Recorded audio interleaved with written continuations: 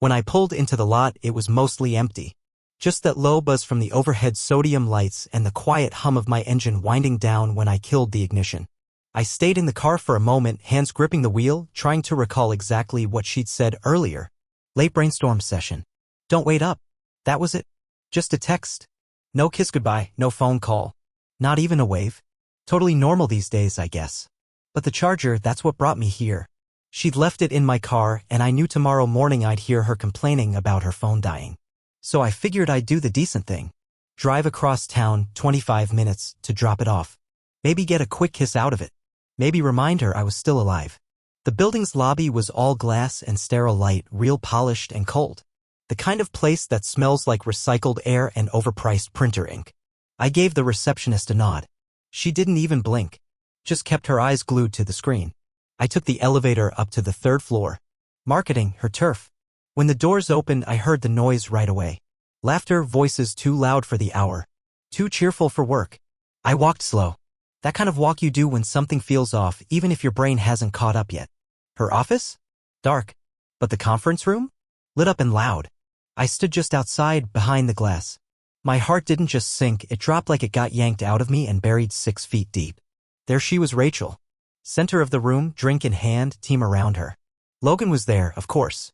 He always hovered too close, always laughed too hard at her jokes. He stood behind her, smug as ever, one hand stuffed in his pocket. Then she leaned in toward him, tilted her head, whispered something. I watched it like I was watching a movie. A movie I didn't want to roll in. She put her lips to his ear and said, I need you. And just like that, the whole room lit up. Cheers. Actual cheers. Not surprise. Not confusion. Just wild applause, like they'd all been holding their breath for that moment. Like someone hit a high score on an arcade machine. One lady even clapped. I swear someone had their phone out recording. Logan let out this loud laugh and slipped his arm around her waist like it belonged there. And she didn't even flinch. Just gave him that same crooked smile she used to give me right after she stepped out of the shower, all warm and soft. That exact smile. I didn't step back. I didn't breathe. I didn't move at all. I just stood there like a damn fool, holding her phone charger like I was some late-night delivery guy who knocked on the wrong door. And then she saw me. It wasn't dramatic. Her eyes flicked to the glass, just for a second. For a moment, I thought she might rush out. Maybe her smile would falter. Maybe, just maybe, I still jakered. But nope. She blinked, looked at me like you might glance at someone in the next lane at a stoplight, then turned right back to Logan and said something I couldn't hear. They laughed again. Like I wasn't even there. So I left. Walked back to the elevator. Got in my car. Sat there in the driver's seat, still holding that damn charger, my heart stuck somewhere between blowing up or falling apart. I didn't cry. Not right then. But I swear, something inside me cracked in that moment, so quiet it felt like silence. I didn't go home. Not that night.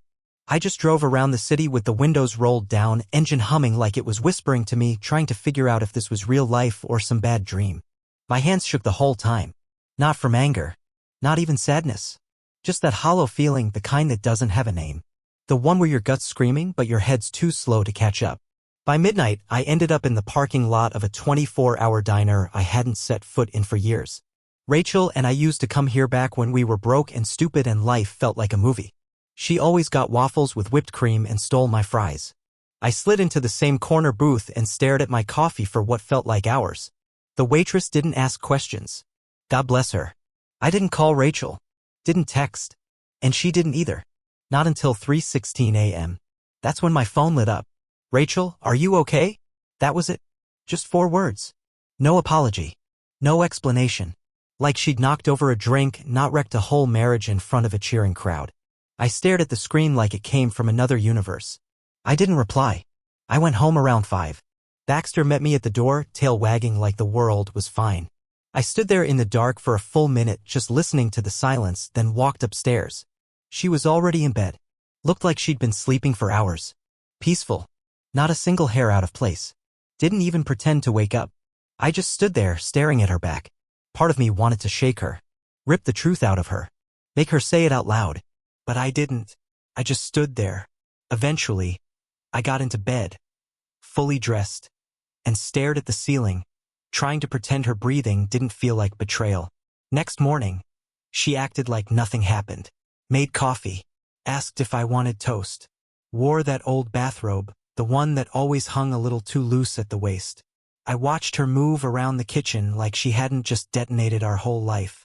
Finally, I said it. "You think I didn't see you?" She froze, spoon clinking against her mug. Didn't even turn around at first. Soft voice. Almost bored. "See me what?" "At the office. Last night. You leaned into Logan and said you need him." Everyone cheered like it was some damn engagement party. That got her to turn. And the look on her face, it wasn't guilt. Wasn't fear. It was annoyed. Like I was screwing up her schedule. "Are you serious right now?" she said, eyes narrowing. "You're gonna make a scene over a joke?"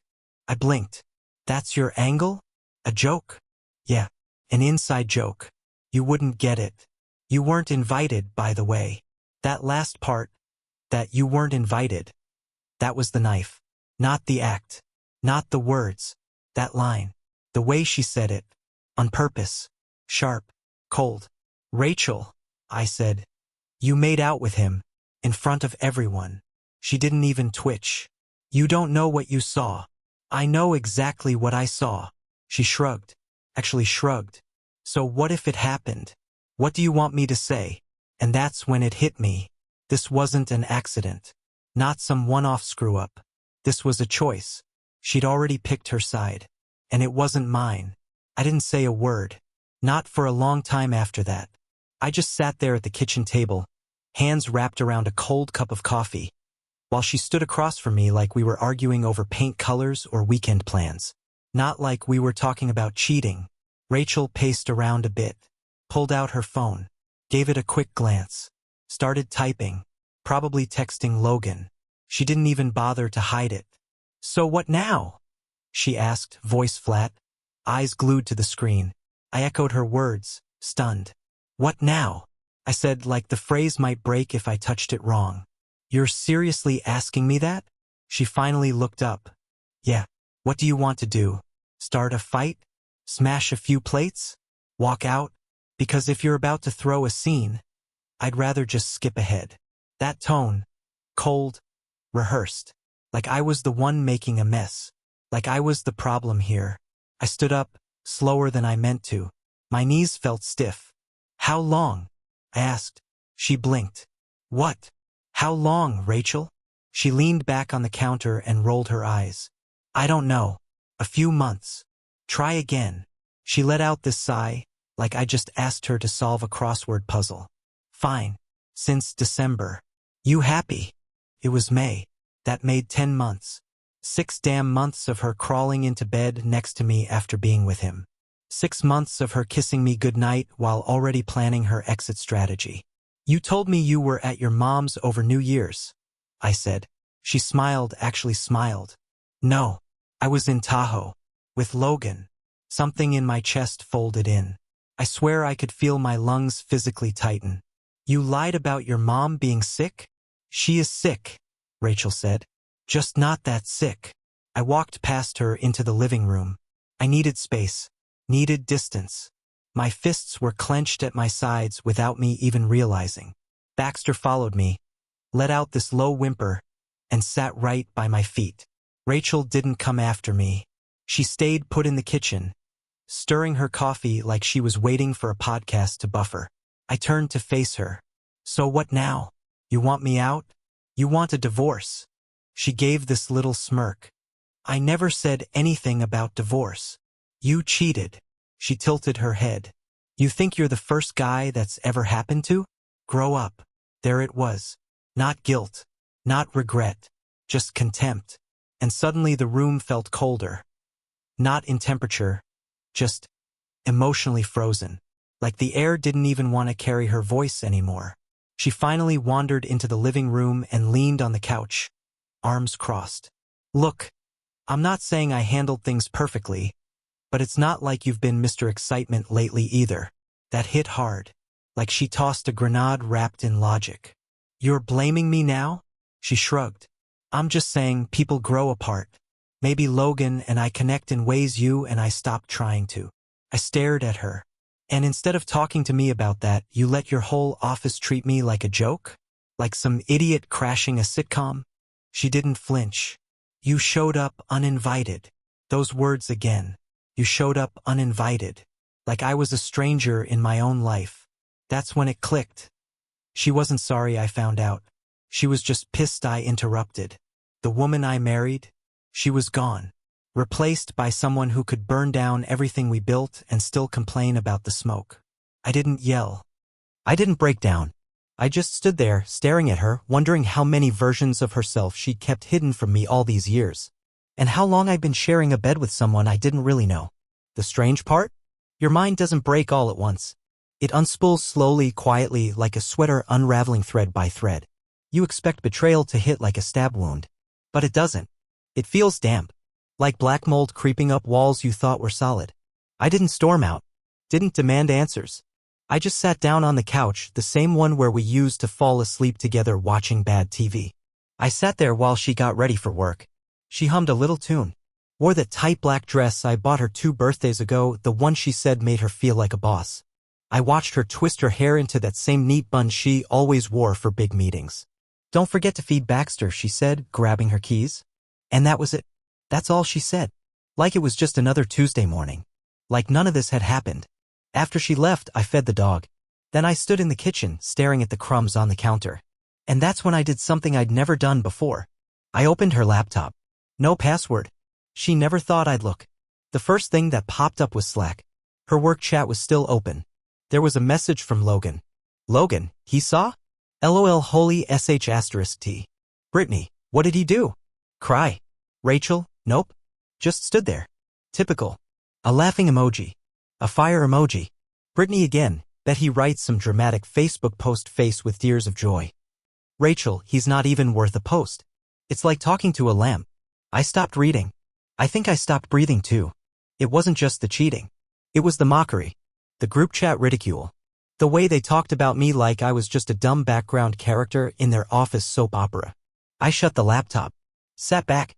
And that's when the anger finally showed up. The real kind. The kind that doesn't scream, it decides. I went upstairs. Didn't pack a bag. Didn't grab keepsakes. I grabbed the lease. My name was on it. Hers too. But I paid most of the rent. I bought the furniture. I paid for the damn wedding. I sent her a text. Me, don't come back tonight. I need space. I'll let you know when I'm ready to talk. No response. Not for hours. At 7:48 p.m. she finally replied. Rachel, seriously? You're kicking me out of my place? And right there, I knew she didn't get it. I wasn't kicking her out. She'd already left. She walked out the second she decided Logan understood her in ways I never did. That's when the door closed on us. She just never bothered to tell me. I was just the last one to hear it slam. That night was the first time in a long while I actually slept. Not great. Not peaceful. But I did sleep. No one beside me. No tug-of-war over the blankets. No faint smell of her lavender shampoo left on the pillow. Just quiet. And somehow that quiet felt more honest than anything she'd said in months. I woke up around 6:02. Heart still racing from the echo of everything.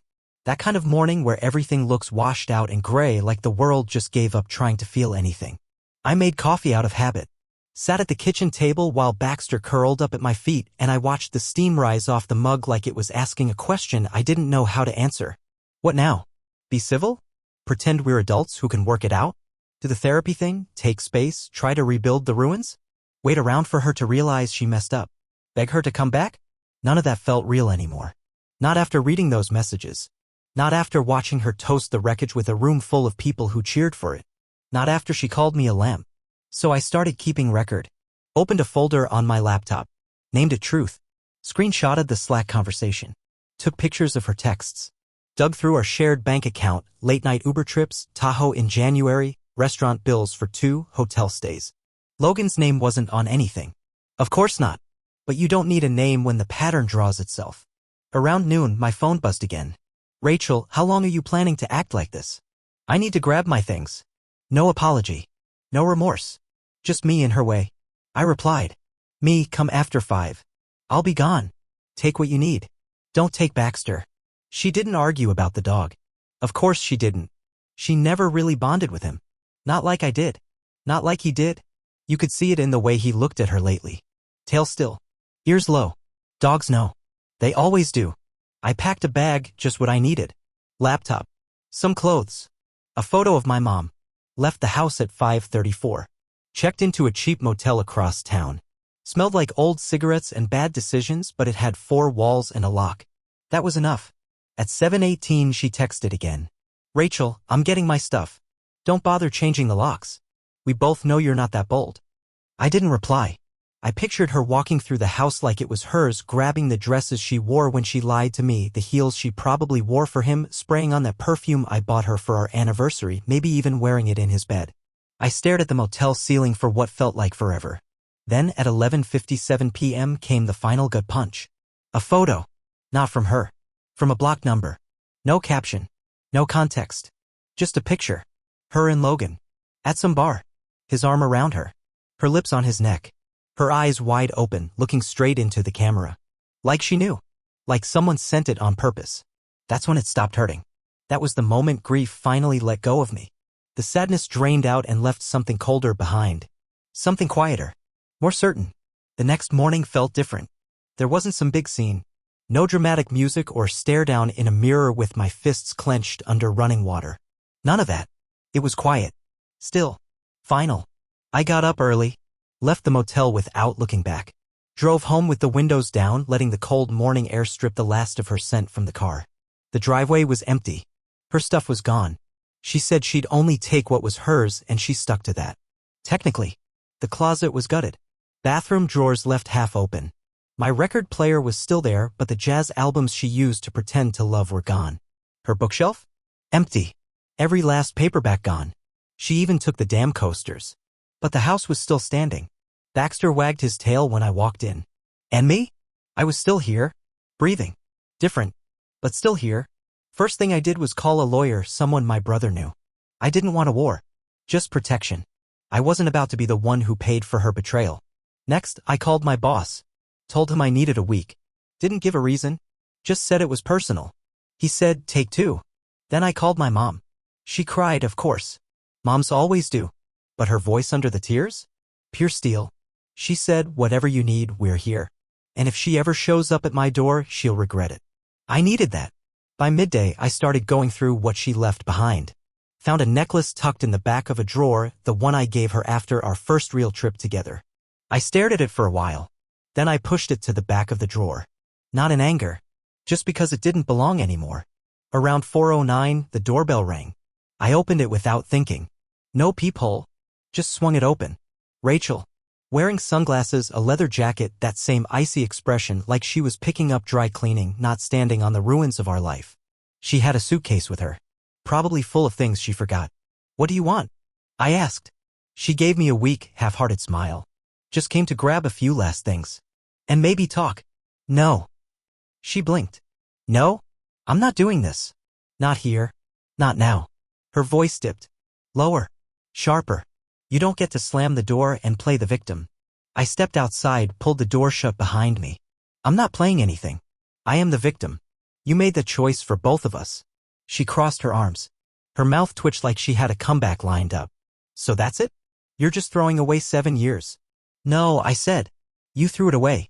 I'm just picking up the pieces. She didn't say anything right away. Her sunglasses caught my reflection. I looked older. Tired. Like someone I didn't quite recognize. Finally, she let out a breath. It wasn't just about Logan. I know. You stopped trying. You stopped seeing me. I was too busy trusting you. She looked away. And for the first time in all this, something in her expression cracked. There was a flicker, something in her face. Regret maybe. Guilt? Or maybe just that uncomfortable twitch you get when you've been caught doing something ugly. You'll regret walking away, she said, soft and low. No, I told her. I'll regret staying as long as I did. That was it. No screaming. No tears. No desperate last lines. Just 2 people standing in the ashes of something they both helped destroy, even if only one of us had lit the match. She left without saying goodbye. Didn't even glance over her shoulder. And for the first time in a long time, I didn't wait for the door to swing back open. The silence that followed was different. Not the kind that used to sit heavy between us at dinner when I'd ask about her day and she'd shrug without looking up from her phone. Not the angry kind that buzzed through the house after we fought over nothing and rolled away from each other in bed. No, the silence was clean. Honest. No weight. No edge. And for once, I didn't rush to fill it. I just let myself be. I started taking Baxter on longer walks. Cooked actual meals again, real food, not microwaved sadness or cereal eaten straight from the box. Turned music on while I cleaned like I used to before she started mocking my playlists like they were something to be embarrassed about. A week passed. Then another. Not a single message from her. I thought that distance would eat me alive. I thought I'd break without some kind of closure, a phone call, an apology, some teary monologue about how she'd made a mistake. But none of that came. And strangely, I didn't need it. The hurt hadn't left a hole, it had been a weight. And now it was finally off my chest. That third Saturday night, a message popped up. Brittany. Yeah, that Brittany, the one from the Slack thread. It was short. Brittany, I don't know if I should be telling you this, but Rachel's not with Logan anymore. Thought you might want to know? I stared at it for a second. Not because I cared, but because I didn't feel anything. Not anger. Not relief. Not even that cheap, hollow satisfaction. It felt like finding out some stranger had spilled coffee on their pants. Mildly unfortunate. Totally irrelevant. So I replied. Me, I hope she finds what she's looking for. And I meant that. Honestly. I wasn't mad she left me. I was mad she humiliated me. Lied to my face. Treated me like a background character in her personal drama. But now? Now I could see it clearly. She didn't find someone better. She just got tired of faking it. And me?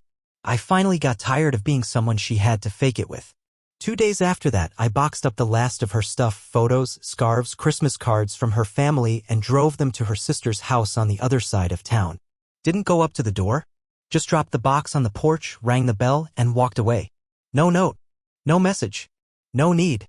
Later that night, I sat down at my laptop, opened the folder I'd titled Truth, and deleted everything. Every screenshot. Every photo. Every receipt and calendar ping and record I'd held onto like armor. Not because I forgave her, but because I was done letting her take up space in my life. Done hoarding evidence like it was going to save me. Done waiting for a moment of justice that was never coming. She made her choices. Now it was time I made mine. Spring slid into summer without much fanfare. The days stretched longer. The light hung around like it had nowhere else to be. And I started filling that light with small wins. Folding laundry the same day I washed it. Doing the dishes before bed. Finally fixing the squeaky kitchen cabinet she used to complain about but never lifted a finger to fix. It was strange, this slow return to myself. At first, everything felt like wading through molasses. Even breathing took effort. But with time, my thoughts stopped circling around her. Stopped looping back to that night. Stopped wondering who she was with now or what new lie she was telling. I was out. Really out. But just when you think the story's over, life finds a way to tap you on the shoulder. It was a Monday afternoon. I was at the grocery store of all places, standing in front of the almond milk trying to figure out if unsweetened mint tasted like regret. And there she was. Rachel. Just past the produce section. Alone. Hair pulled back into a messy bun. No makeup. Wearing that old gray hoodie she used to steal from my side of the closet. She looked smaller. Not just tired. Diminished. Like the version of her that once ruled conference rooms with a smile and a whisper had gotten flattened by life's quiet weight. She didn't see me right away. I had time to walk away. And I almost did. But something, call it curiosity, maybe the last ember of something unresolved, kept me in place. She turned. Our eyes met. And she froze. Hey, she said after a beat. Her voice was soft. Guarded. Hey, I nodded. We stood there like strangers who once shared a dream but couldn't remember how it ended. She looked down into her cart bare, except for some frozen meals and a bottle of white wine. Didn't expect to see you here, she said. I live here, I replied. Didn't realize I had to book the grocery aisle. She flinched a little. Right? I didn't ask how she was. I didn't care enough to fake it. But she spoke anyway. I moved into a new place. Just me. Smaller. Quiet. I nodded. Sounds about right. She shifted her weight. Logan and I didn't work out. Shocking. Her lips twitched. Yeah. Guess karma moves quicker than I expected. Guess so. Then came a pause. One of those long ones where you can feel someone building up to something. Maybe it was an apology. Maybe nostalgia. Maybe a plea for some kind of comfort. But whatever it was, I wasn't offering it. Then she said, I didn't think you'd bounce back this fast. That one actually made me blink. You thought I'd just stay broken? No, she said quickly. I just thought. I know exactly what you thought, I cut her off, calm but clear. You thought I beg. That I'd sulk. That I'd turn bitter and write some sad boy saga that would keep you as the main character. Her face went pale. You're not the main character anymore, Rachel, I said. You're just someone I used to know. I turned and pushed my cart forward. "Jake," she called out behind me. I stopped. Didn't turn around. "I'm sorry," she said. "I don't expect you to forgive me. But I am. I really am." I closed my eyes for half a second, then looked over my shoulder. "Then don't do it again. To anyone." And I walked away. Not mad. Not smug. Just finished. There's a weird kind of peace that comes when you stop hating the person who hurt you. It's not forgiveness, don't get it twisted. I didn't find some mountaintop clarity or turn heartbreak into spiritual growth. I just realized that carrying hate took up too much of me. And I'd already given her enough. That day in the grocery store was the last time I ever saw Rachel in person. After that, she faded like smoke in the rearview mirror. No more texts. No more anything. There were no surprise emails. No shift in tone. No last-minute attempt to patch things up. She must have finally figured it out. There was nothing left to hold onto. The rope had burned at both ends. All that was left was ash. Over the next few weeks, I didn't just rebuild my space, I started rebuilding myself. And it's in those quiet, no one's watching kind of moments that real healing happens. I repainted the bedroom. Got rid of that pale blue she picked out because it was cool and calming. Replaced it with a warm amber color. Made the light feel softer, like fall had taken up residence on my walls. I gave away the wine glasses she brought back from that Napa trip with her work friends. The ones she never used with me, only with them. Bought new sheets. New pillows. New plates. Little things, maybe? But they jakered. I even took down the photo wall in the hallway. One by one, I peeled the pictures off like old leaves. Our honeymoon in Costa Rica, that goofy Polaroid from her cousin's wedding, the selfie at the dog park with Baxter squished between us. I paused at the last one, our first Christmas in the house. We looked so damn happy. So sure. I didn't cry. I just shook my head and tossed it in the trash with the rest. One night, I grabbed dinner with my buddy Tyler. He's been through it too. His wife left him for some guy she met at a yoga retreat, if you can believe that. We sat out front of a burger joint, sharing beers and fries while I talked in broken sentences and scattered thoughts. Once I ran out of words, he looked at me and said, "You know what the worst part is? It's not losing them. It's realizing they left long before you noticed." That one hit hard. Because he was right. Rachel didn't leave the night she slept with Logan. She left way before that, somewhere between late-night brainstorm sessions and the way she stopped answering simple questions. Somewhere in all the missed chances to meet me halfway. She just kept playing the part. And I kept clapping for the show because I was too scared to see what was behind the curtain. Well, the curtain's down now. And what's left behind it is me. Still here. Still breathing. Still standing. The house is quiet, but it doesn't feel empty anymore. There's music again. Sometimes jazz in the evenings. Sometimes old rock I crank up too loud while flipping pancakes on Sunday mornings. Baxter follows me from room to room, tail swaying like he knows I'm doing better now. And I am. I didn't just survive Rachel, I outgrew her. It didn't happen in a movie moment. No triumphant montage. It happened in quiet, drawn-out days. Nights where I second-guessed everything. Weeks of wondering if I made the right call by not letting her back in. But at some point, I stopped wondering. At some point, the pain stopped echoing and started fading. One morning, I woke up and realized I hadn't thought about her at all the day before. Not once. That's when I knew I was free. The divorce went through without drama. She didn't fight anything. We split the stuff down the middle. She kept her things. I kept the dog, the house, and my peace. She moved on to wherever people like her go. Maybe back into someone else's bed. Maybe back to the mirror. Maybe just deeper into whatever performance she's been rehearsing all this time. But that's not my story anymore. Because the story stopped being about her. It became mine again. I started running. Signed up for 11K, not to prove anything, but because I liked the rhythm of it. The way the burn in your lungs tells you you're still moving forward. I caught up with old friends. Laughed more. Learned how to be alone without being lonely. And yeah, I met someone. Wasn't part of the plan. Just a barista named Sophie who remembered how I take my coffee and said my name like it meant something. We talked one morning. Then again. She didn't ask about my past. She just told me about her dream to open a bookstore and laughed like sunlight slipping through a cracked window. We've had a few dinners. Nothing heavy. Just honest. I don't know where it's going. I'm not in a rush. But when she reaches for my hand, I don't flinch.